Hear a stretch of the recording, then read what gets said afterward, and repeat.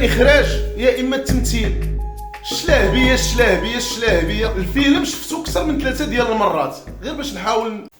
السلام عليكم متابعي قناه تفاعل، اهلا ومرحبا بكم في حلقه جديده. اليوم غادي نتكلموا على الفيلم ديال الشلابيه، الفنان ديالنا سعيد الناصري، الفنان المحبوب بطبيعه الحال. حنا غادي ننتقدوا بطريقتنا، ماشي باش نحطموا من العمل ولا نقصوا من القيمه ديال الفنان، حاشا ولله، ولكن هذه حقيقه خصنا نقولها. السي سعيد الناصري بعد ما دارت الضجه على الفيلم ديال الشلابيه وحنا كنقلبوا عليه وبغينا نتفرجوا فيه، وبعد ما تحط في اليوتيوب تفرجنا في الفيلم، مجهود نشكروك عليه ونشكروا كاع الممثلين اللي كانوا معاك في هذا الفيلم. ولكن اين الجديد في هذا الفيلم السي سعيد الناصري؟ فينا هو الجديد في هذا الابداع ديالك؟ لان تنعرفوا السي سعيد الناصري اللي كبرنا معاه وشفنا افلام ديالو وكان سباق لمجموعه ديال الاشياء يعني دارها. فانا شفت الشلابيه من واحد الوجهه زعما ديال محاوله دغدغه المشاعر الاجتماعيه اللي كيعاني منها الشعب المغربي. السبيطارات ما كاينينش، الرشوه والفساد في بعض القطاعات الحكوميه والجامعات الى اخره. ولكن من الجانب الفني انا تيبان لي فيلم بسيط جدا جدا، وكذلك انه يعني بحال الافلام اللي سبقات، يعني واحد 3 ولا 4 ديال الافلام ديما انت هذاك البطل اللي ولد الشعب، وهذه تحسب لك ولد الشعب وكيدوي على المعاناه ديال الشعب. ولكن راه ما كاينش واحد الابداع في الافلام، ما كاينش، بحال تحس بحال الفيلم ما مصروفاش عليه فلوس باش يبان في المستوى الكبير والمستوى اللائق، خصوصا انك فنان اللي صراحه كنت كما تنقول سباق مجموعه ديال المواضيع اللي هي جميله. وانا من بين الافلام اللي تفرجت ليها ليك وعجبتني بزاف بحال مثلا الفيلم ديال عبدو عند الموحدين.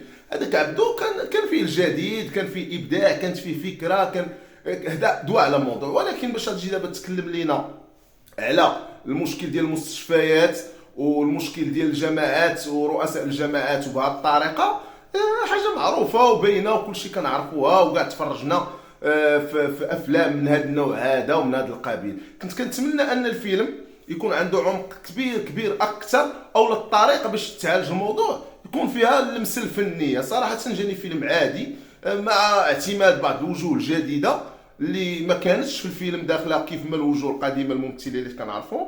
ولكن كنتمنى ان تبدا دير واحد التخصص، يا اما الاخراج يا اما التمثيل، لان باش ديرهم بجوج وتنجح فيهم اكيد صعيبه شويه، الا كانت ربما عندك واحد القدره بحال المشارقه والمصريين الى اخره.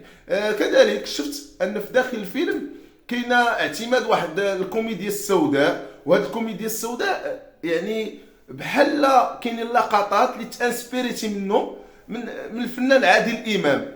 كاينه مجموعه ديال اللقطات اللي بحال كنشوف كاينه واحد الانسبيراسيون من عادل امام، مجموعه ديال المواقف انا شخصيا كندوي ملي كنشوف الفيلم شفتو بهذه الطريقه. يعني كنت نتوقع ان الفيلم غادي يكون فيلم نيت وفيلم فيه ديك الكوميديا بالشكل ديالها المدروس وبالطريقه ديالها، داكشي بسيط للغايه. ولا بغيت نعطيه كمتتبع وكفان ديال النقطه غادي نعطيه 6 على 10، لانه ما وصلش ل 8 وما وصلش ل 10 على 10. ولكن هذا لا يعني اننا غادي نشكروك على المجهودات ونشكروك انك ولد الشعب وكتفكر في مواضيع من هذا النوع هذا. كنتمنى ان شاء الله السي سعيد الناصري نشوفوك في شي عمل جديد، يا اما مخرج يا اما ممثل، وتعطينا شي عمل ديال التاريخ ديال السي سعيد الناصري، ديال التاريخ ديال الفنانين اللي كيلعبوا معاه، باش نرقاو بالسينما المغربيه. وشكرا، الى حلقه مقبله ان شاء الله.